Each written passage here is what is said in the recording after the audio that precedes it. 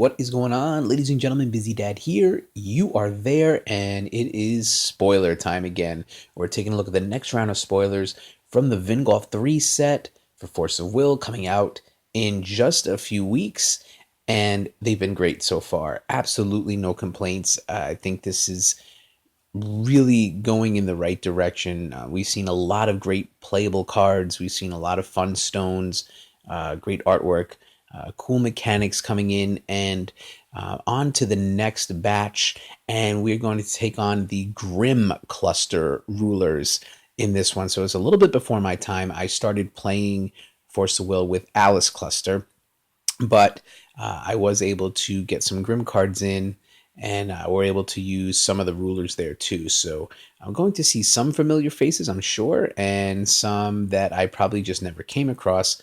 But let's hope for another good batch of spoilers. So let's get into it and see what the Grimm Cluster has to offer this week.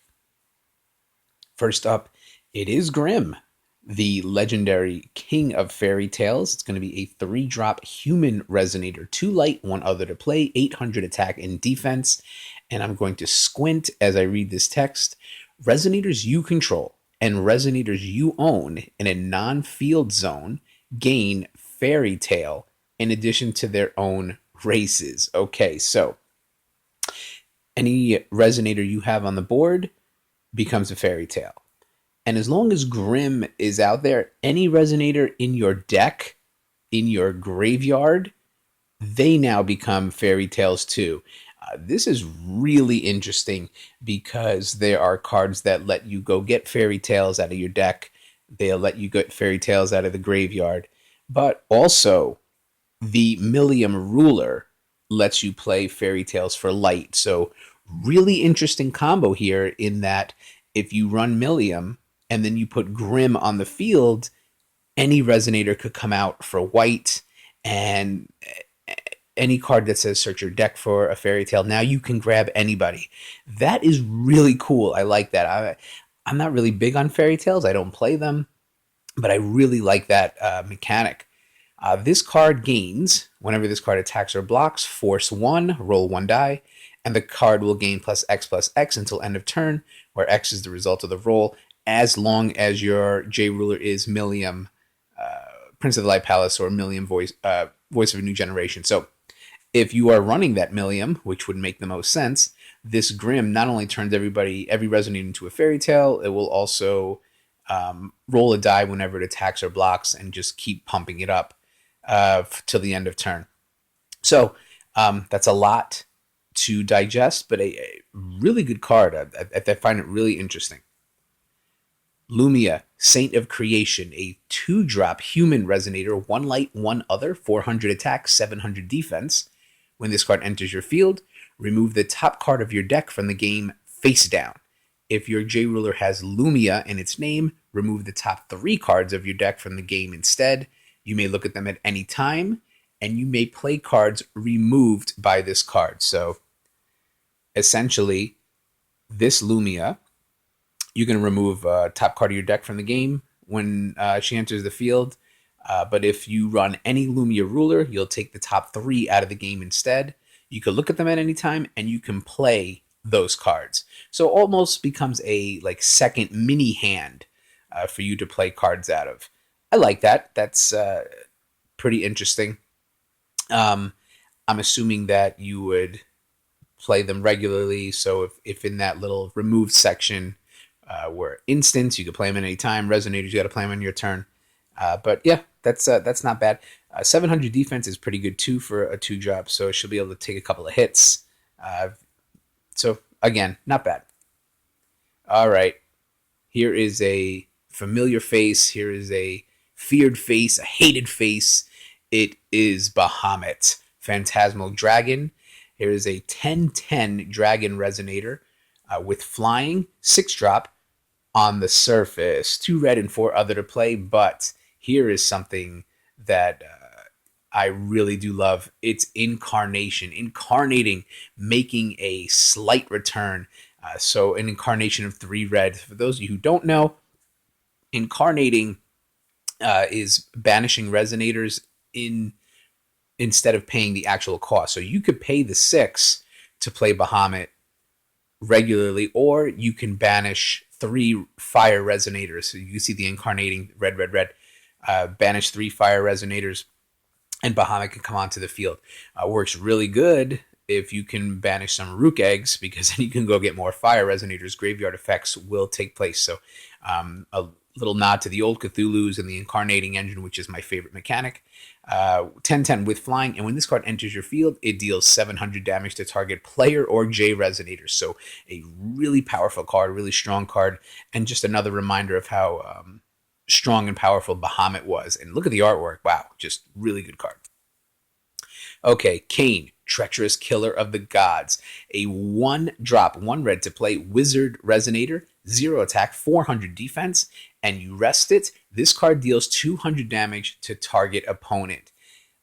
I love this card. This is a real nuisance card. This is a pain in the butt card who's going to just sit on there and rest and ping your opponent for 2. Ping your opponent for 2 as long as he's out there. 400 defense obviously can just be wiped away with the lightning strike really quick. But I think that you force your opponent to use those resources to kill Cain. The longer they keep him out there, the more they're just going to have to take those little 200 pings. But in a burn deck, or in a deck that comes after you quick, those 200 hits add up real quick, especially if you have more than 1 Cain on the field. He could be searched out by Rook eggs too, so he's not too hard to find. But I really think this is a fun card. I'm going to try to find a way to work him into some decks. I'm sure I'll be able to do it. Okay, here's Alice, Dimensional Traveler, a 3-drop Wanderer Resonator, 1 blue, 2 of other to play. She's got her bags packed. She's got her suitcase, 500 attack and defense. Now, while you are searching your deck, you may play this card from your deck. Wow, really interesting. If this card would be put into a graveyard from your field, put it on the bottom of its owner's deck instead. Okay, so anytime you have to go into your deck to search, if you have 3 stones, if you have 1 blue and 2 of other, you can grab Alice out of the deck and throw her right down into the field. 5/5 for 3. The stats really aren't there for me, but I'm looking at it from maybe a defensive point of view, where you're searching your deck during your opponent's turn. Your opponent attacks. You play a card that lets you search your deck for whatever, and you have the 3. You can just grab Alice, throw her into the field, take the hit, block it for the 500, and then instead of going to the graveyard, she goes right back to the bottom of the deck. So kind of a peekaboo style. I like that aspect of it, but 3 is a little steep. I can't really see too many situations where you can have the 3 open stones to do that. But, I don't know. Again, these are just first impressions. I do kind of like the idea of it. I just look at these cards and try to figure out how they're going to work, and I have to think about it a little bit. But interesting card. Little Red, Fairy Tale of Air, a 1-drop Fairy Tale Resonator, so 1 green to play, 300 attack and defense. This card gains +1/+1 for each wind magic stone you control.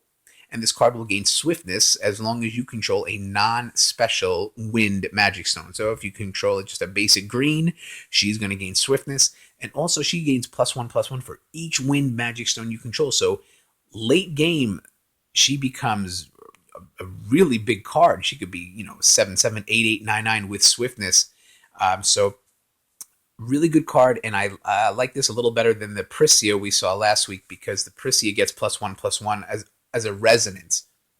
Actually, I think she gets 2 +1/+1 counters. I don't remember, but her +1/+1s are resonance, so she has to be on the field when the stones come out.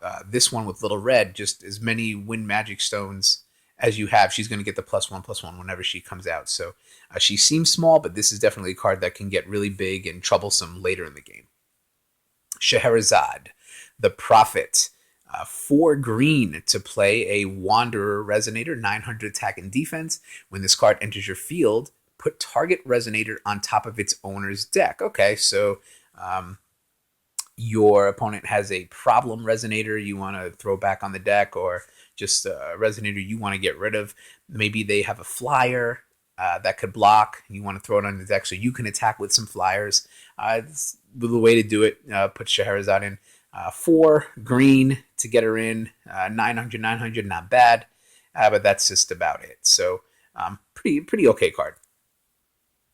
Abdul Al-Hazred, Poet of Madness, 2-drop Wizard Resonator, 2 dark to play, 600 attack and defense.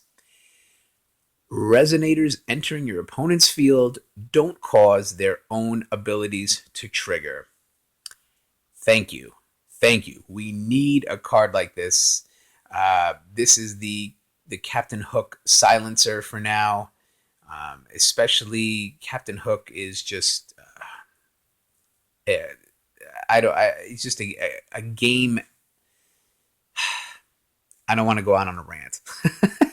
I really don't. It's just, but and there are not too many answers to Hook besides just canceling or Lunar Lake. It's really tough. Here's a card that's going to help out a little bit, because as long as Abdul's on the field, anytime your opponent plays a Resonator with enter effects, basically when this card enters your field, they don't trigger. So Captain Hook just basically does nothing if you have Abdul on the field. But that goes for all Resonators when they come in. Really good card, and probably the best artwork in this round of spoilers. It really looks crazy. I love this card.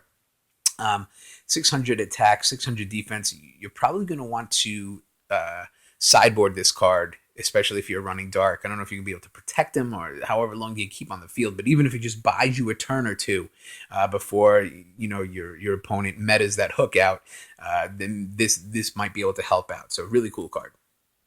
Dracula, King of the Undead, 4 drops to play, 2 dark, 2 of other. It's a vampire, 10/10 with flying, and your J-Ruler gains Imperishable and Vampire in addition to its own races. That is really interesting, really cool.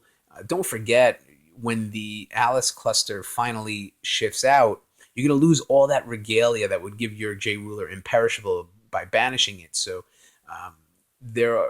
getting Imperishable is going to be a little bit tougher, but here's a way to do it. Not to mention you have a 10/10 flyer, who's also a vampire, so Mikage decks and other vampire decks is another good addition to it. So really cool card right here. Look at the bat. I just noticed that right there on the front. Really looks cool. Finally, it is Snow White, the Avenger, the Bloody Snow White. It is a Fairy Tale Resonator, 1 red, 1 light, and 1 other to play, 800 attack and defense, but don't forget she's a Fairy Tale, so Milliam can bring her out for all white instead of that red, with precision and a lot of text, and makes her a really cool card. This card will gain first strike as long as your life is 3,000 or less. It's going to gain swiftness if your life is 2,000 or less, and it will gain +4/+4 if your life is 1,000 or less. So a pretty cool last stand card in a way. If you're under 1,000 life and you play this Snow White, she's going to be a 12/12 with precision, first strike, and swiftness for 3. So really good value right there. And you can, like I said, you can use the white for Milliam, all white.